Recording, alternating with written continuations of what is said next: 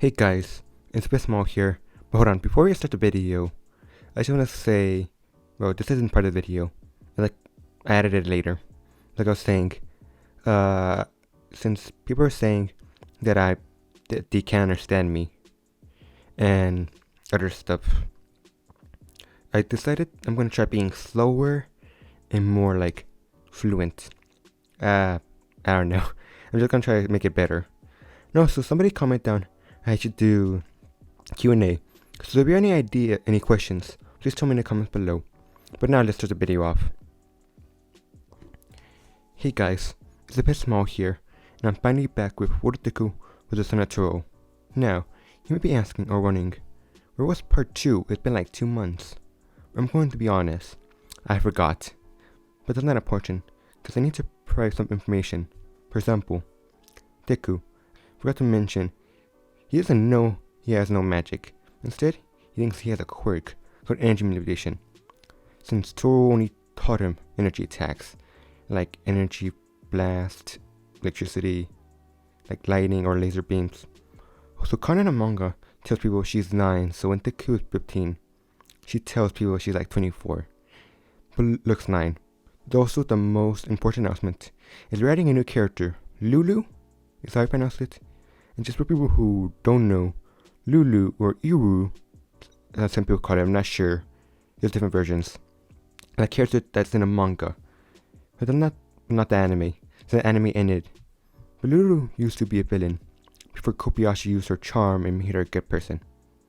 Even though she's horny for Kobayashi, he would think she's Deku's and Kana's older sister.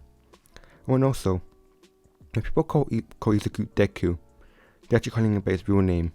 I just call him that out of habit. And not that I've explained everything, I think it's important. Let's start.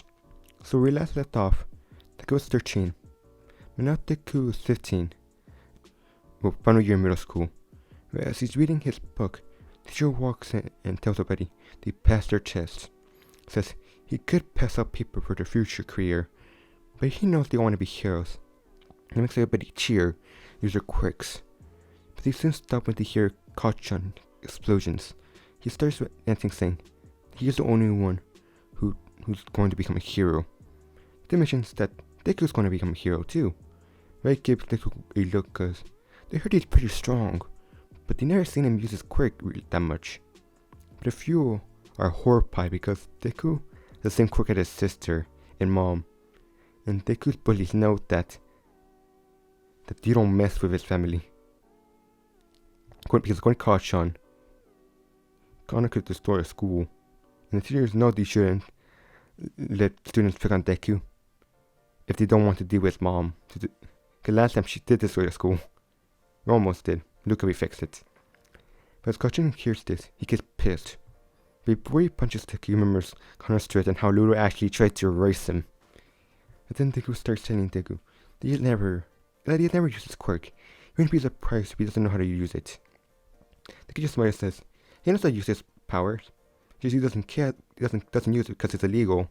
His mom told him not to fight people with an ego that can't back up their strength, which pisses off Kachan.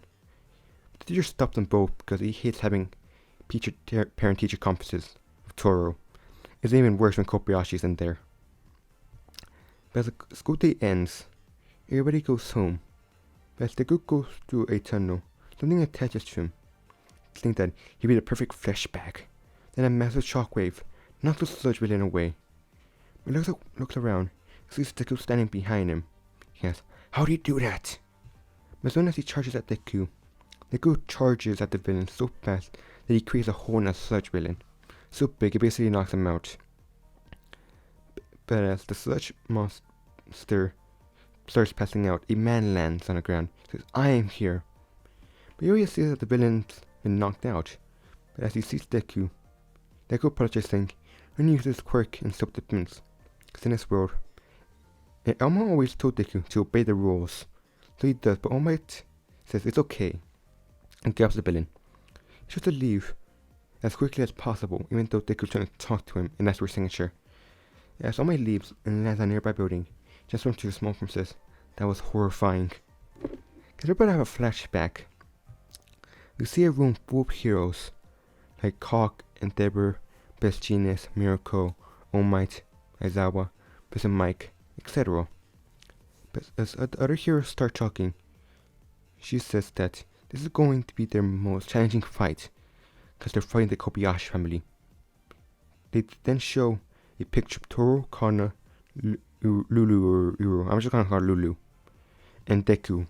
Minai's just sitting there with a frown, saying everybody that he has used this quick. No matter what, they're going to lose. But the rest stands up and says that Tohru is too strong. We can't have a being like that. And these attacks are so strong that it's basically equivalent to a nuclear bomb. Then she calls it play fighting. As he said this, we cut to a group of heroes on the floor, with Lulu choking All Might, almost ready to kill him, saying, "How dare they threaten her family?" Tohru stops her and she looks at All Might, tells him the only reason she doesn't kill them is because her wife would kill her and her son would be disappointed, since he looks up to them. But we then end the flashback with All Might walking, but as he's walking, he's still asking himself, what are they? But as Deku walks home, he stops by Lulu's store. As he walks in, he sees Takiro, I cannot pronounce his name. She's Lulu's friend, and he sees her sweeping. And if you don't know who Takiro is, he's still a friend of Lulu. I don't know why I mentioned that twice in the script. And it's all hinted in a manga that she is romantically likes him, so he could be her future boyfriend. He tells that Lulu is in the back, and as Deku walks in the back, he sees her carrying large crates of candy. He decides to help her, and she soon asks what he needs. So Deku sighs and asks her a favor. When she asks, what is it? Deku tells her he needs her help to tell their parents that he wants to go to UA. Lulu just sighs and tells them they love him no matter what, and they won't care what he chooses, as long as he's happy. And if he like to talk, then he could help her out in the crates. Just so you guys understand why it's in her store, you see in the manga, Lulu works at a candy store. It's owned by her friend, Takiro's grandmother. Basically, she works at a store with Takiro. The store's owned by his grandmother, and she likes working there. So I have a headcanon that when Takiro gets the store, he'll run over to Ludo. Or that's just my headcanon. Or she will open up her own candy store. After Deku helps her a little, he goes home. Anyway, he sees a tired Kana, so he walks up to her and asks if she's okay. Kana just tells him that college sucks. She misses elementary. As they enter home, Kobayashi's watching TV, and Tohru finishes up cooking. But they all sat down and started eating. Deku mentioned that he's going to try out for UA. Now this kind of made Kobayashi worried, and Tohru also worried. And kind of just curious. But Tohru says no. Before Kobayashi can talk, he responds by telling her, "Why not? He's strong. It's probably cheaper than college." But Tohru says that strength isn't the problem. Well, it is. He's too strong. And he says, and there shouldn't be a problem. He then leaves, but as Tohru tries to follow him, Kobayashi stops her. She then tells Tohru, he's old enough. Maybe they should tell her. But that's when Kana asks, and they're sure. And Kobayashi looks at Tohru, and Tohru looks at Kana, and tells Kana to call Lulu. As Kobayashi walks into the Deku room, he asks if he's going to tell him that he can't become a hero. Kobayashi sits down and tells her that there's a reason Deku can't become a hero. And he says that he already knows he's too strong, and compared to everybody else, they're pretty weak. But there's still more people stronger than me, like All Might and stuff. So Kobayashi says, sighs. But Deku then asks, why is that a problem? But then she tells him the strength is the problem, it's where it comes from. That's when he asks what she means. Then he tells him to follow her. As he walks down the stairs, he sees Luca and Elma and Fafner playing a game. But as he comes out, he asks, what's going on? That's when Tohru tells him that he needs to know the truth, because that's what she means. Then Fafner says, he's only half human, he's actually part magical dragon. Luca asks if they're serious.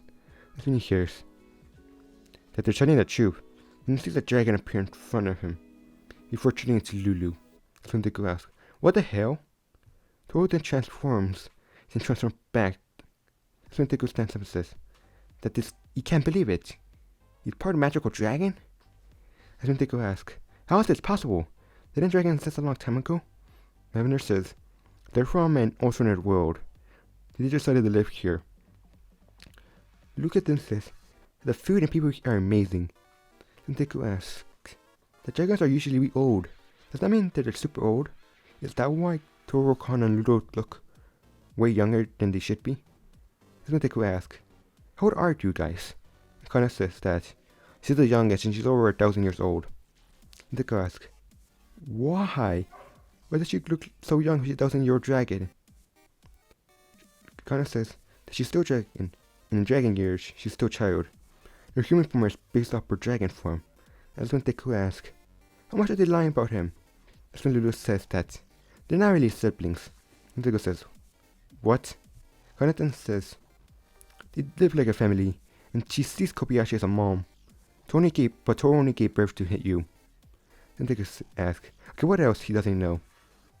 So he sits down. Tohru says that they never told him. Because what would they say? He was a 6-year-old who could defeat pro heroes at 3 and All Might at 10.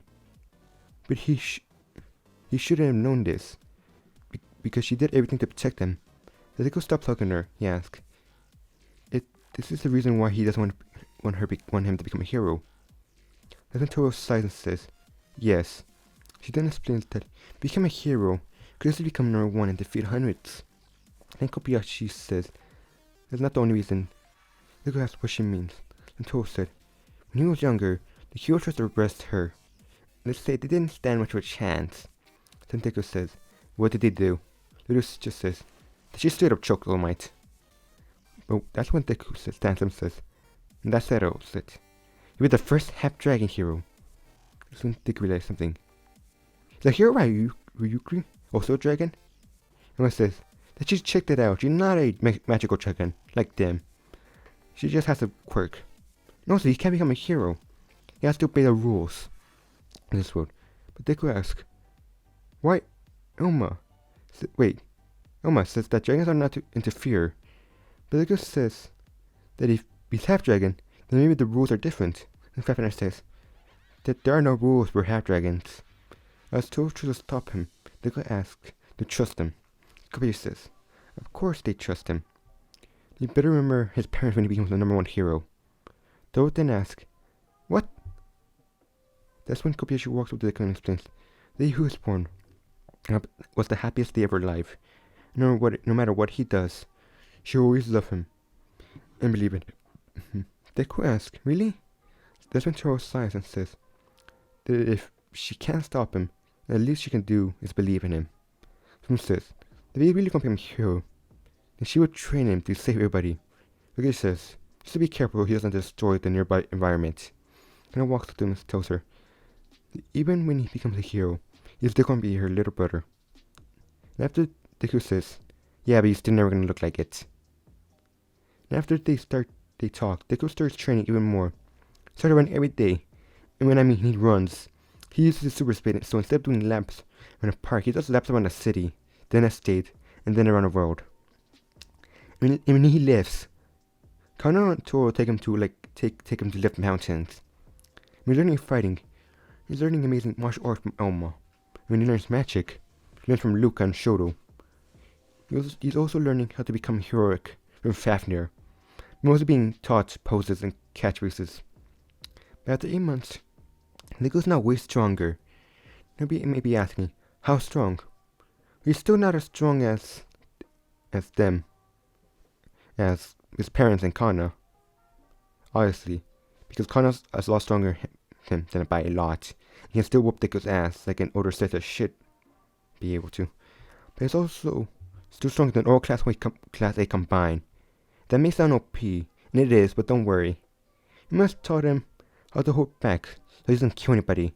And Fafnir has told him that the most badass heroes defeat heroes without giving it them all. Or giving it them all. Depends if it's a comedy or action.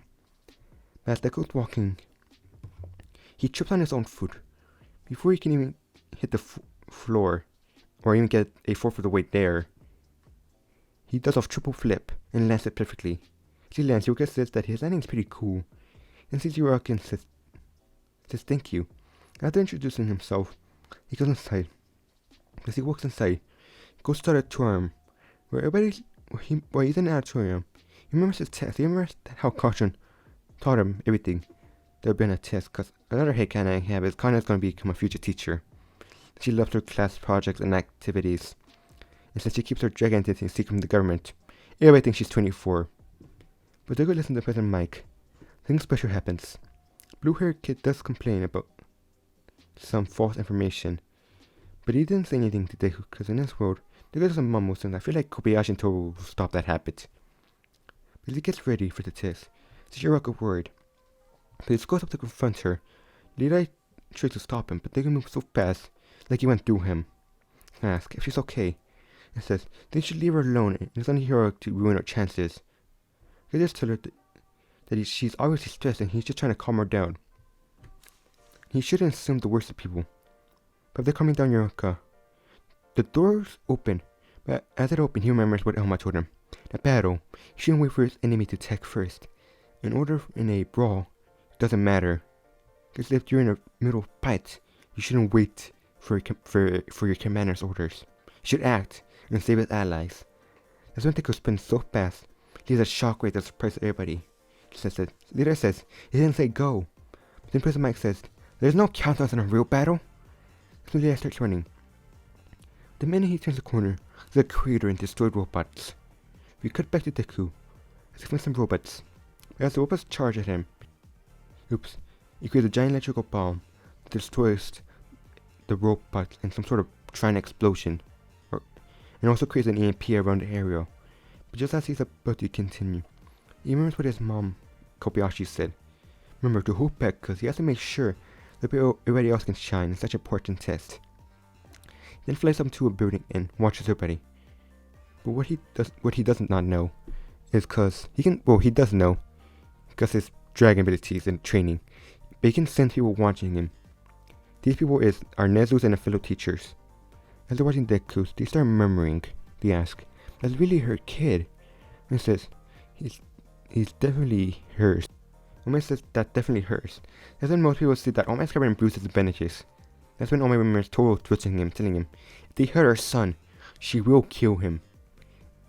And while Kana and Ludo give him death glares. And then I ask, what are they gonna do? That's when Aizawa says, what else are they gonna do? They're gonna make him a hero. Even if he's already surpassed All Might. So Mike says, they usually saying that after the little girl whooped his ass. But Aizawa just responds with, she's 22. The time. But then Aizawa says, Bill, let's see how fast he can destroy the 0-pointer. But the 0-pointer shows up, Deku doesn't care.